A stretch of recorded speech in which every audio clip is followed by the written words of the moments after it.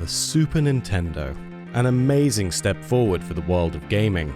Coming after Nintendo's first home console, many of the core fundamentals of what a home console was had already been established, but the SNES was able to offer more power and more opportunities to progress those fundamentals even further.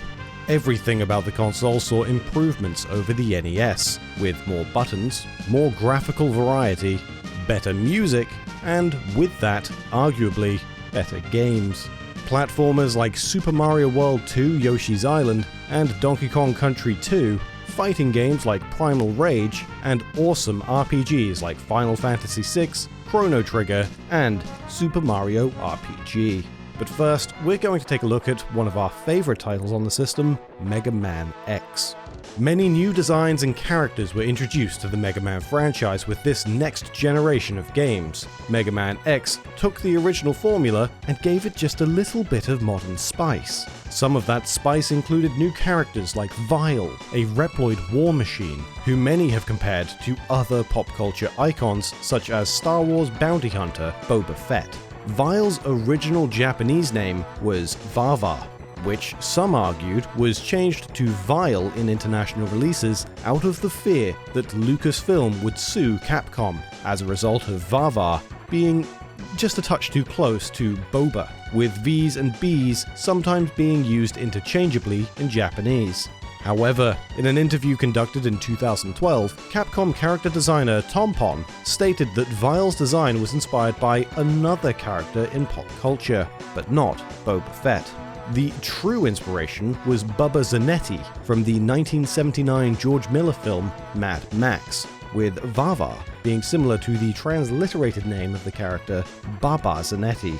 It would only be later in the Mega Man X series, with the release of Mega Man X8, that Vile's colours were changed from purple to green as a sort of nod to the similarities the character had with Boba Fett. Next up, we're talking about another favourite of ours. Yoshi's Island was a sequel to Super Mario World, with Mario taking on a younger appearance as a baby. But it doesn't seem as though the game was always intended to be a Mario title. With the infamous Giga Leak event, in which many of Nintendo's early assets were leaked online for all to dissect, assets pertaining to Yoshi's Island stood out to many, particularly when it came to its graphics.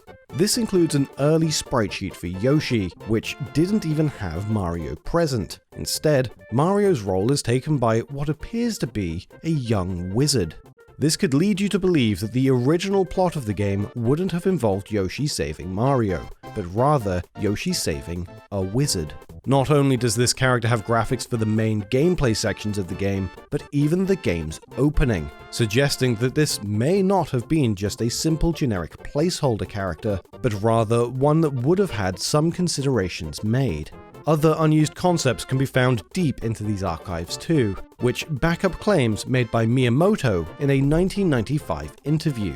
A sprite sheet for Mario can be found which shows him in his adult state, which, according to Miyamoto, was the original plan for when Yoshi obtained an invincibility star. Instead of baby Mario being given extra power, Mario would have quickly aged to his adult state. The concept was dropped because it doesn't really make a whole lot of sense.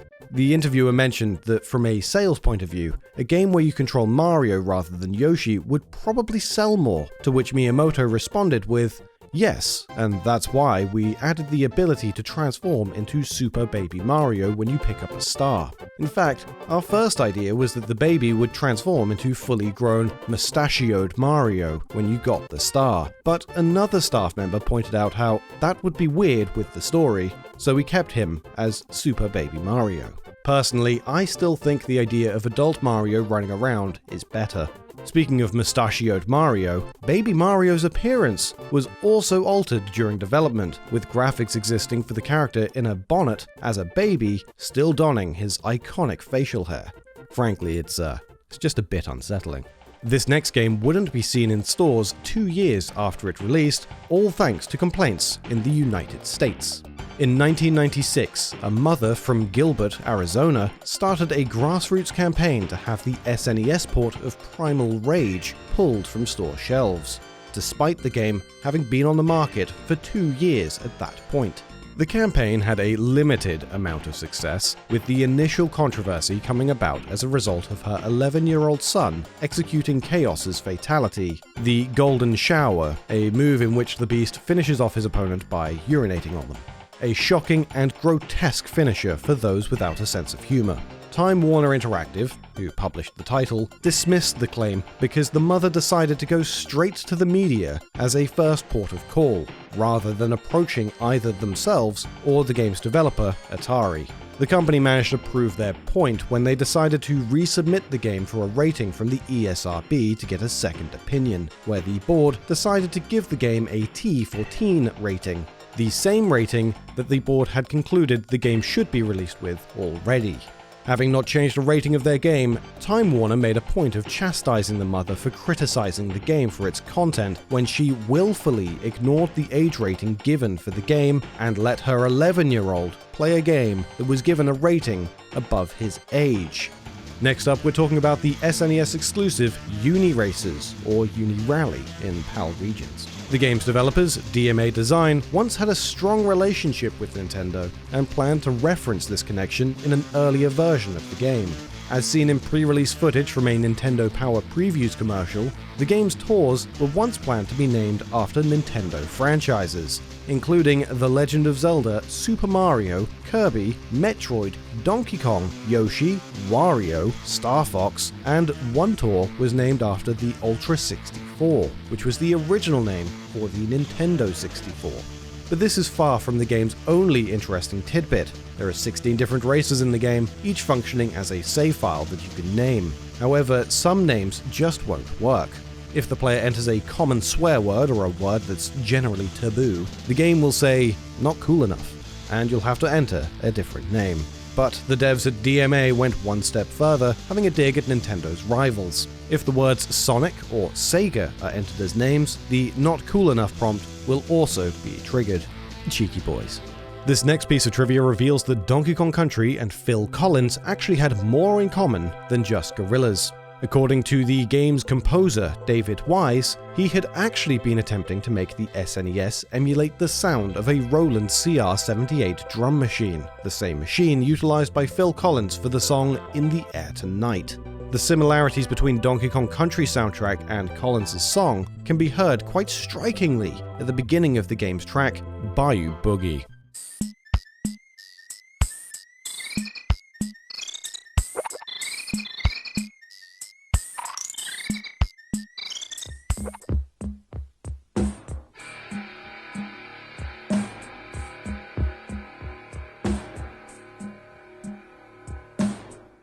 Interestingly, one fan of the game, who was musically inclined, had actually noticed this connection before David Wise even made this statement, a whole 5 years prior, when he made a mashup of the two songs to demonstrate their similarities. Next up, we're talking about Chrono Trigger, Final Fantasy VI, and Super Mario RPG. But we'd like to quickly mention that we're giving away an OLED Nintendo Switch plus one game on our second channel. All you need to do to be eligible to win is be subscribed and leave a genuine, non-spam comment anywhere on the channel. There's more details on that in the video in the corner and in the description. Now, back to the trivia. One small change had to be made to Chrono Trigger when the game was localized for English speakers. The change in question can be found during a side quest in the game where the player must travel back in time to try and save Luca's mother from an accident in waiting, which left her debilitated for life. In order to save her, the player must work out a password to the machine which is set to harm her, a password which winds up actually being her name. The player must input this password without the use of a password entry screen.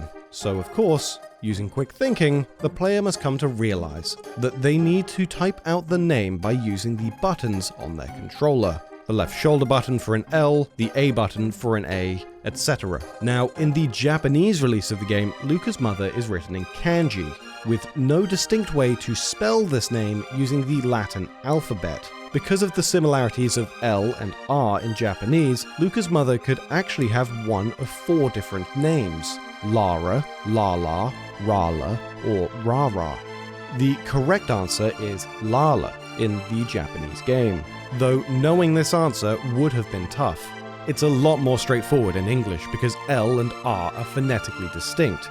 But the English localization team also changed the character's name to Lara, probably because it was the closest option that actually resembled a Western name.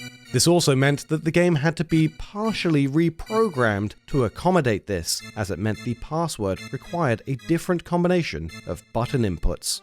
The localization team of Final Fantasy VI also had their hands full with the game's translation, particularly it seems with their desire to incorporate pop culture or real-world references into the game that audiences may recognize.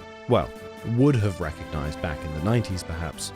Legends of Localization has compiled some of these references together, including a line which was likely referencing Beavis and Butthead, with a corporal saying, "Fire, fire, heh heh heh." Fire, fire, fire, fire. Another reference comes with the Three Dream Stooges, which, unsurprisingly, includes a reference to the Three Stooges, sharing the names of Moe, Larry, and Curly. Another reference to popular TV viewing occurs in the last battle with Ultros, in which he calls in Typhon with the line, "Come on down," the famous catchphrase from hit game show The Price is Right. As perhaps a reference to something slightly older, however, one of the passwords for a boy in South Figaro during the Empire's occupation is Rosebud, a reference to the most prized possession of the protagonist from Citizen Kane. Rosebud.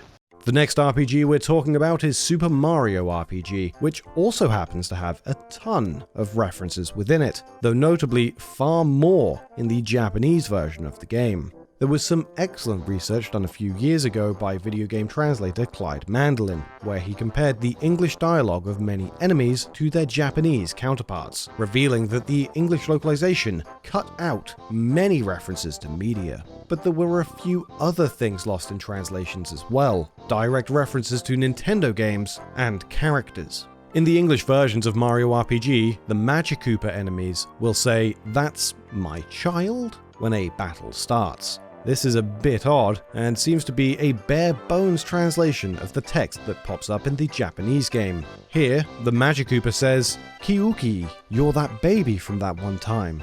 This is clearly a reference to Super Mario World 2 Yoshi's Island, where a Magikoopa kidnaps baby Mario and Luigi, but drops Mario and tries to recapture him. It seems that the localization staff on Mario RPG didn't get the reference at all, and changed it to something similar, but generic without the original meaning. Another enemy in the game is Gorilla, not to be confused with Donkey Kong of course. In the English version, this foe's opening text says, "Don't confuse me with someone else," a nod to the fact that this ape has a striking resemblance to DK. However, this is a toned-down version of the original Japanese text, which opens with, "This character has no relation to any persons living or dead. Any resemblance is purely coincidental." The intro text is worded as a legal disclaimer from the developers, rather than a statement from the character, which frankly is far funnier. Though to be fair, the legal disclaimer joke was probably dropped due to text character limitations. The enemy's name was also changed, with the Japanese name being Dosuke Yongu, which sounds like a bootleg version of how Donkey Kong is pronounced in Japanese. Donkey Kongu. Did you also know that there's an entire lost Pokédex that never left Japan, featuring exclusive information about Pokémon you can't find anywhere else? To see the entire lost Pokédex, check out the video on screen. My buttons drop deep because I'm the GOAT. Always win and play, so grab your coat. Beyond these walls, life is defined. I think of SNES in a gamer state of mind.